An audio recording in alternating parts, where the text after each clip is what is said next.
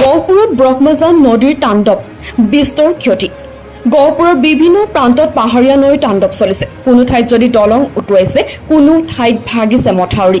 গহপুৰ চহৰৰ ১ নং ৱাৰ্ডত চট্ৰং নৈৰ তাণ্ডৱ চলোৱাৰ বিপৰীতে ব্ৰহ্মজান নদীয়ে গহপুৰ, মহেন্দ্ৰপুৰ, দৰিয়াঘাট, আমজাৰণী আদি অঞ্চলসমূহত ব্ৰহ্মজানত বানে বুৰাই পেলাইছে ঘৰ-দুৱাৰ, কৃষিভূমি। ফলত বিস্তৰ ক্ষতি হৈছে অঞ্চলসমূহত। এইটো দৰিয়াঘাট পৰে, আমাৰ তেতমাৰী পঞ্চায়তৰ অন্তৰ্গত দৰিয়াঘাট পৰে। আপোনাৰ ব্ৰহ্মজান নাইট হোটেলৰ পৰা সোমাই আধা কিলোমিটাৰমান সোমোৱাৰ পিছতে এই মাথাউৰিটো ভাগিছে। 9:30-10টা বজাৰ ভিতৰত ভাগিছে। আপোনাৰ বিভিন্ন ধৰণৰ এতিয়া মানুহৰ সমস্যা হ'ব। খেতি কঠীয়া পৰা হৈছিলে, পথাৰবিলাকৰ অৱস্থা নাই। কিছুমান মানুহে ৰুইছিলেও সেইখিনি অৱস্থা নাই। যদি এতিয়া আমাক বিহিত ব্যৱস্থা হিচাপে কিবা এটা চৰকাৰে কৰি নিদিয়ে, তেতিয়া কিন্তু এই কৃষকখিনিৰ অৱস্থা বহুত বেয়া, শোচনীয় অৱস্থা হ'ব।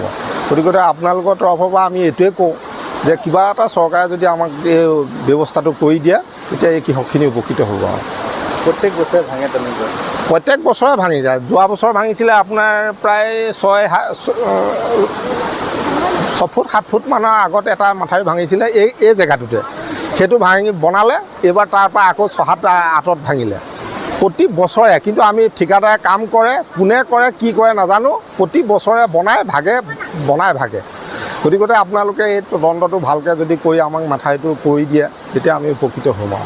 এতিয়া কোনটো জেগাত মানে ক্ষতি কৰিছে? এতিয়া আপোনাৰ এইটো মেইন নাইট হোটেলৰ পৰা সোমাই পেলাই আপোনাৰ 6 জেগামানত ভাঙিছে টুকুৰা, কিন্তু এইটো মেইন হিচাপে ভাঙিছে টাৰ্ণিংটোত, দৰিয়াঘাটত। গহপুৰৰ পৰা Dipranjan Bhuyan report, news 24 NE।